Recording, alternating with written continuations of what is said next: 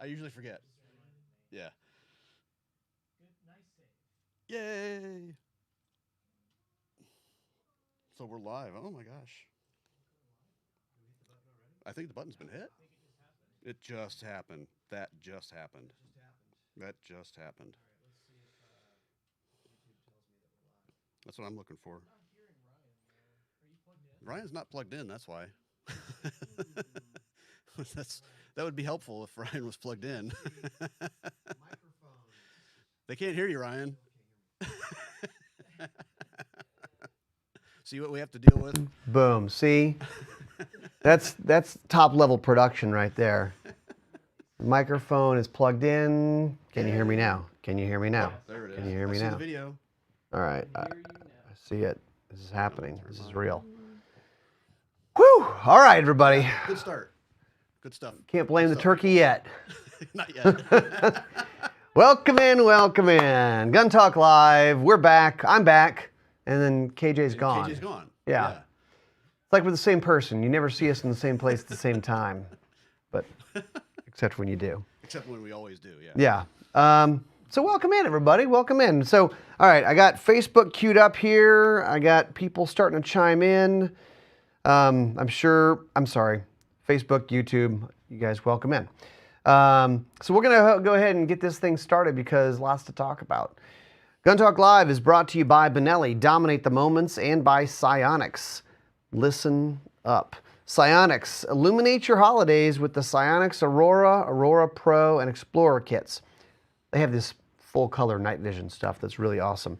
You get free shipping, 20% off with purchase of an Aurora, Aurora Pro, or Explorer kits, plus free illuminator kit, help you see better in the dark with night vision, with the purchase of either Aurora Digital Color Night Vision tool through December 5th. So big special going on right now. If you ever thought about getting some night vision stuff, go check out Sionyx. It's spelled weird. It's Sionyx.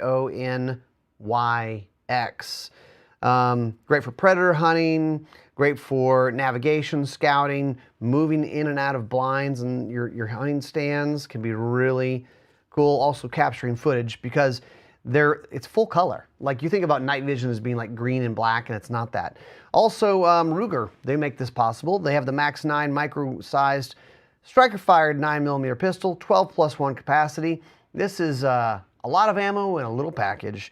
Optics ready for direct mounting of micro red dots, available in 3 different models, manual safety, state compliant, and a pro version, which is the no thumb safety version.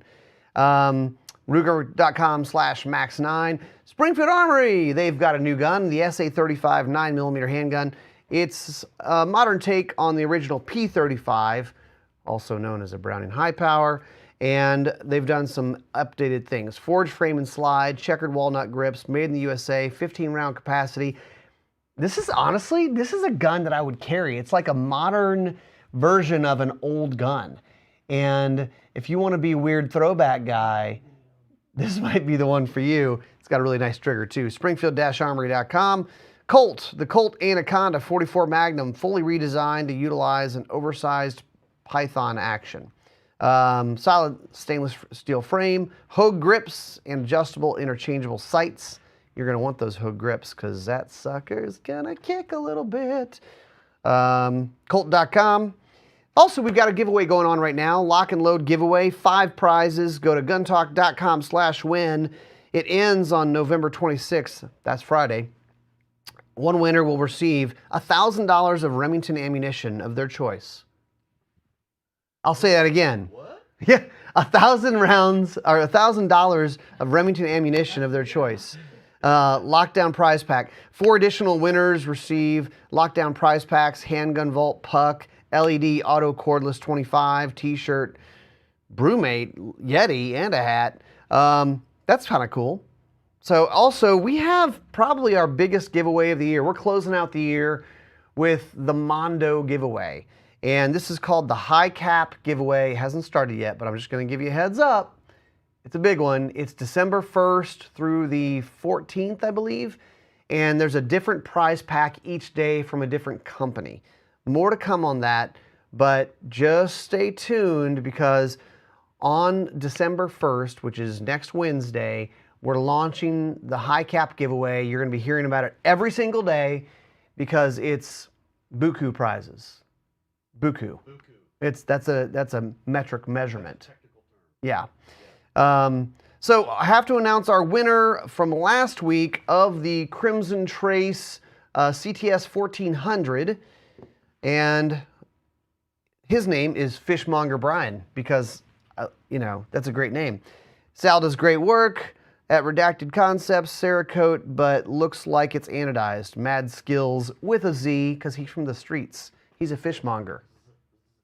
Skills. It's hardcore. So welcome in, everybody. How's everybody doing today? Anything new happening? We decided to go ahead and just throw in some Kyle Rittenhouse. We want to get in on that action, right, Michael? Right, but I noticed something that not everybody else might know, but you break into song every once in a while, and you are actually a singer as well. I can't help myself. Yes. And a drummer. I play the drums. Yeah. And sometimes they let the drummer sing.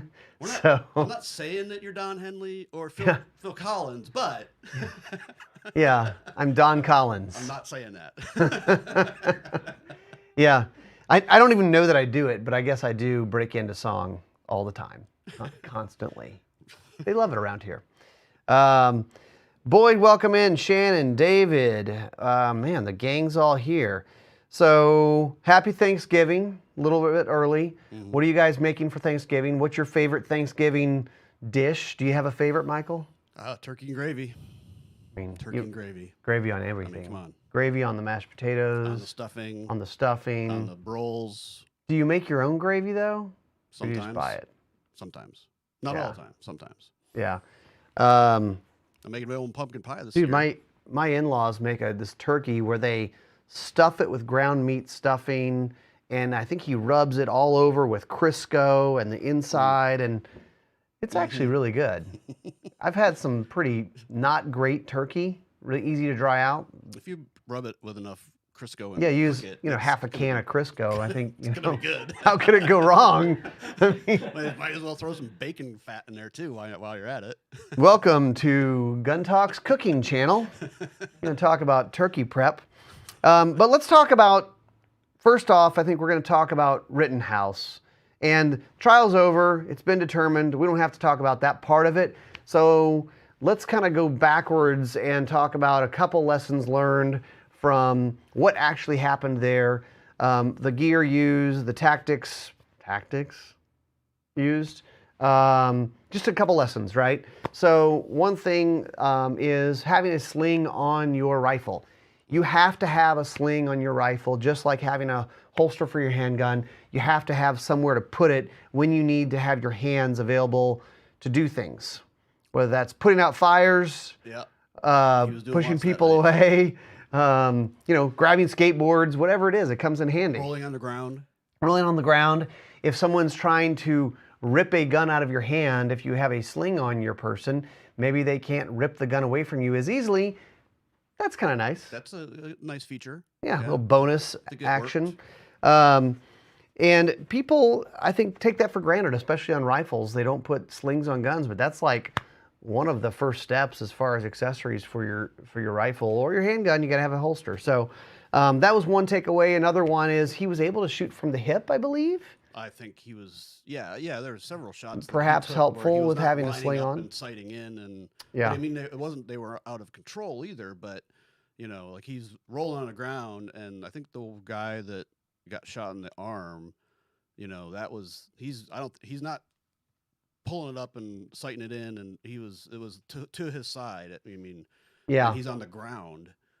Yeah, and it's not uncommon. We see it on first-person defender all the time, actually. It's not uncommon for people to get shot in the hands and the arms in a gunfight, especially. I believe that guy was the one that was pointing the gun, right? Yes. So, two people pointing guns, the guns are out there in front, so hands, arms, all that stuff can and will get shot. Mm-hmm. And I think sometimes it's like one of those, What did he look like? I don't know. He had a gun. He looked like a gun. What did he look like? It was a big gun. I don't know. It was a real big gun. He was pointing at me. Right. And so your focus goes to the gun in the hands, and a lot of times that's what gets shot.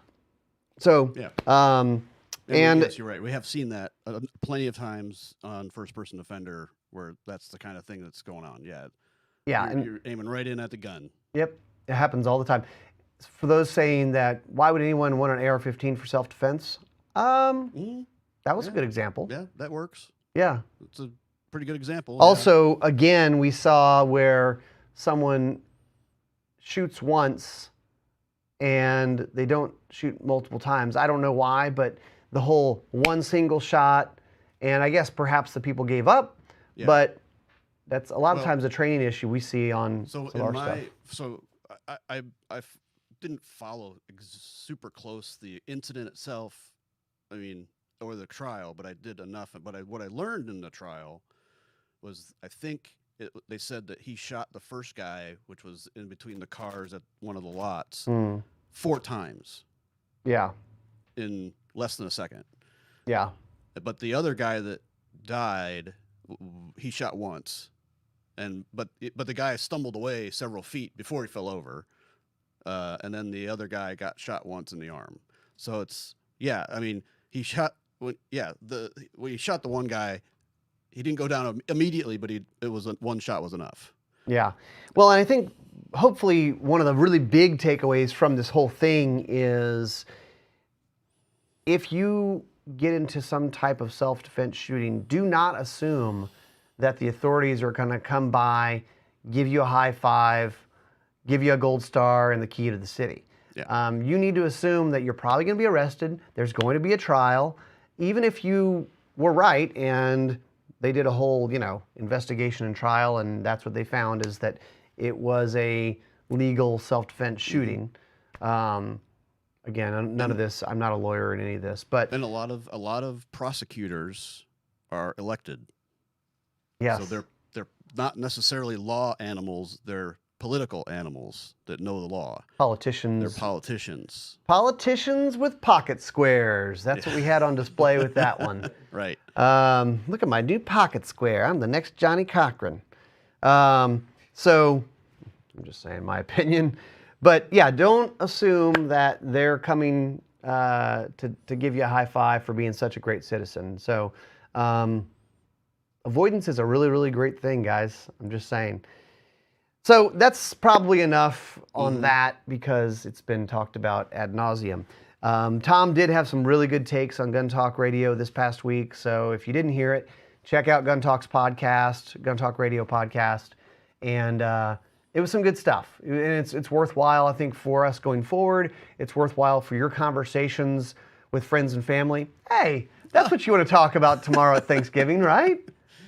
Oh gosh, I love it. And bring the wine. How many times lately have they've been putting out the, hey, this is how you convince your angry uncle that he's wrong about Trump or something like that. It's like, really? I mean, come on. They're like giving them marching orders and stuff, basically, on how to try to convert everybody to whatever, instead of enjoying your time together with your family. I'm just here for the pecan pie. Who said that? David. Yes, pecan pie. I'm with you, brother. So wanted to talk about where I was this past week and some of the cool stuff that we got to do.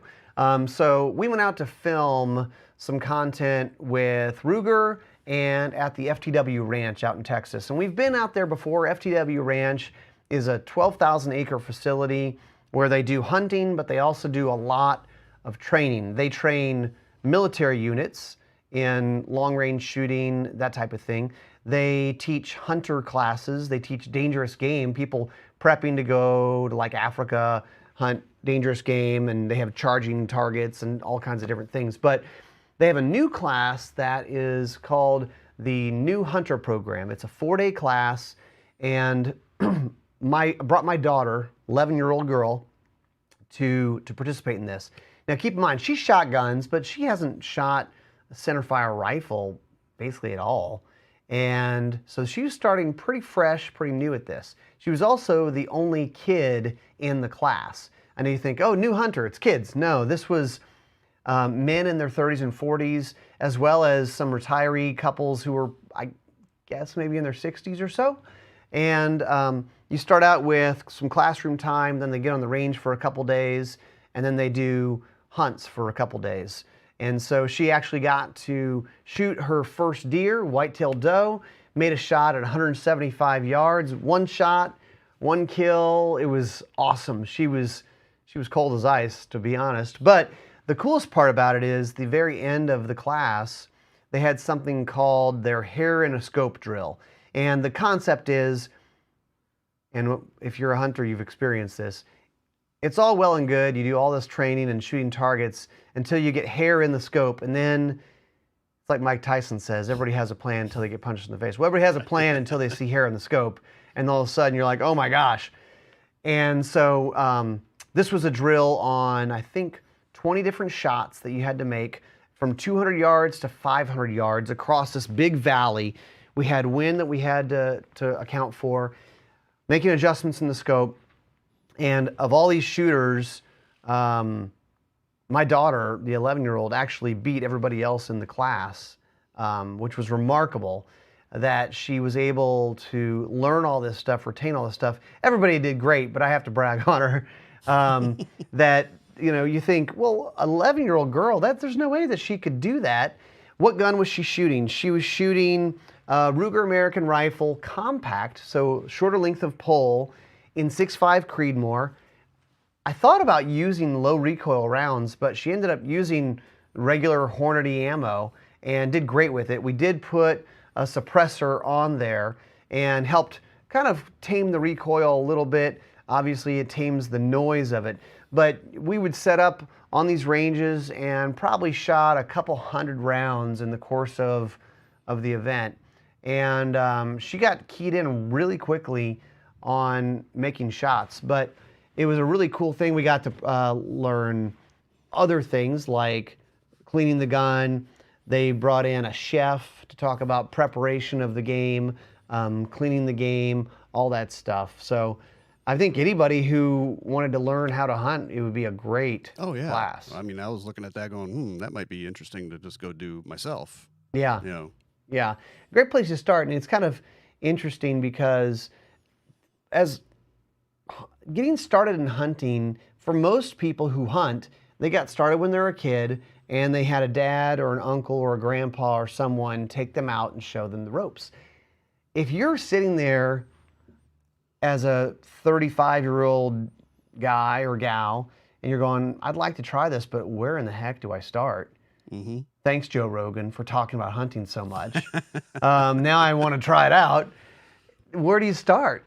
There's just there's game laws that are peculiar, and you have to know all this different stuff. So FTW is doing this new hunter program. There are other, I think, schools out there that are trying to introduce this stuff. But I mean, have you guys done any hunting? Have you tried to get into hunting as an adult? Boyd's chiming in here. He says, I'm over in Ohio. I know over in Ohio, until recently you were only allowed to hunt with black powder or shotguns in terms of rifle hunting. True. There are states that do that as well. And some states have been changing. I think Ohio did, and I know Michigan did. They went from, like, I know in Michigan and the lower part of the lower peninsula, you could only hunt with shotgun. Mm-hmm. But then they changed the law, and you could do straight wall cartridges now. Yep, straight wall cartridges, same thing in Ohio.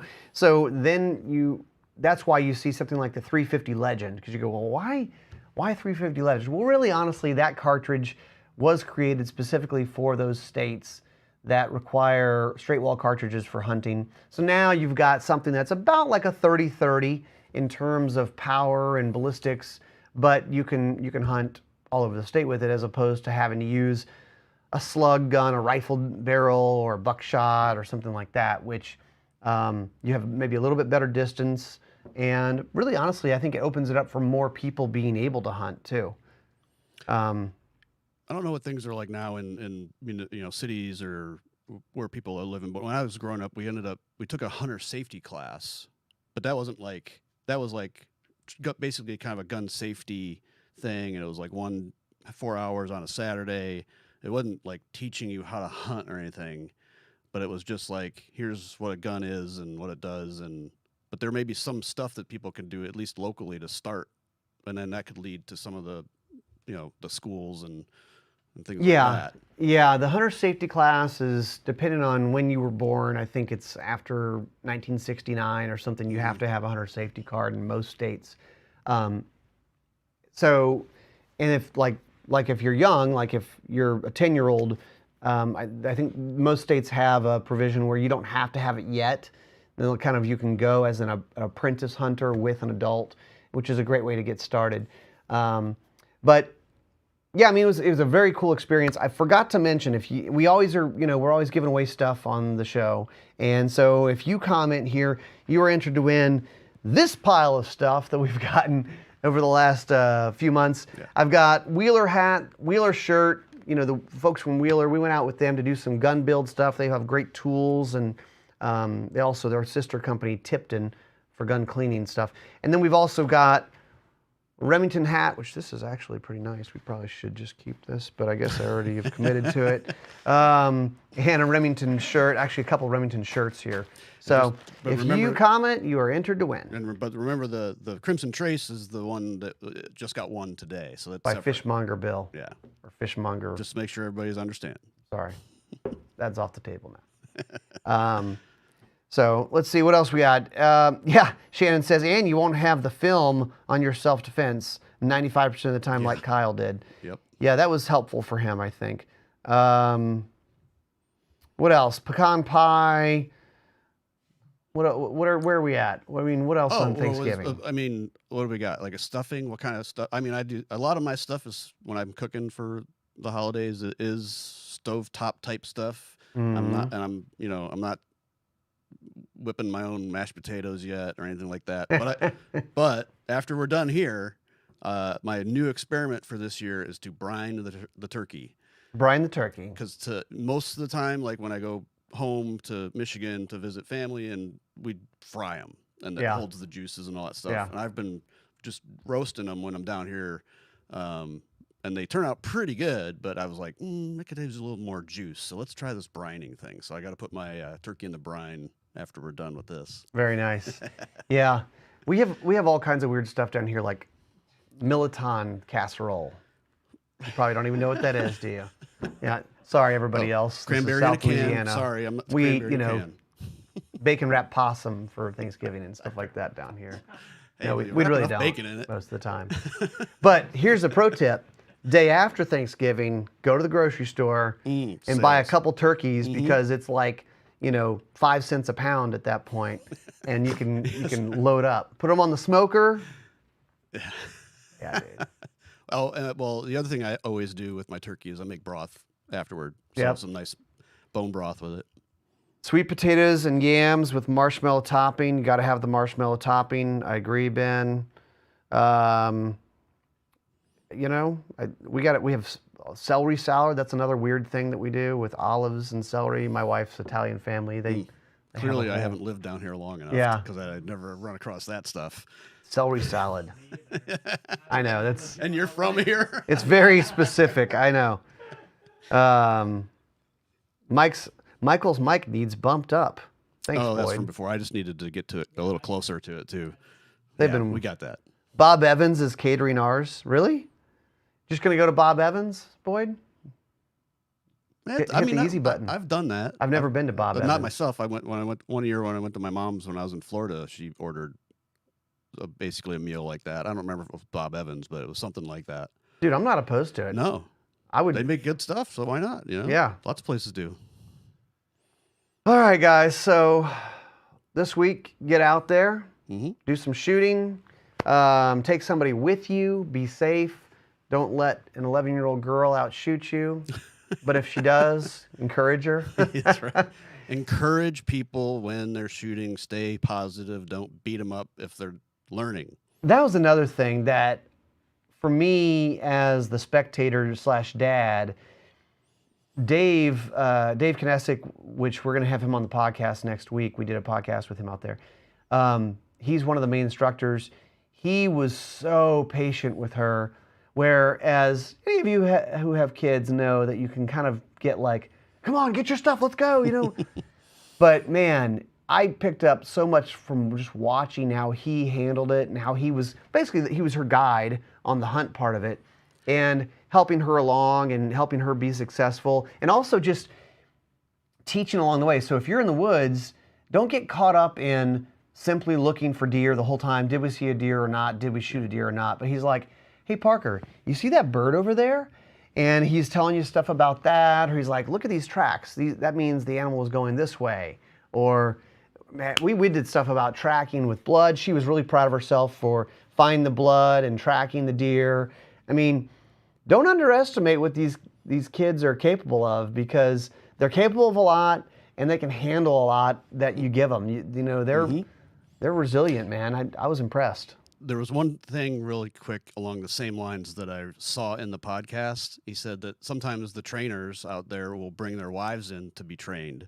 And he said, well, I don't train my wife. I let one of the other trainers train my wife, and I train his wife because Smart. It's really it's really important because that can get really not a great situation. You know? Generally, really good advice all the time. Don't teach your wife, significant other, how to shoot.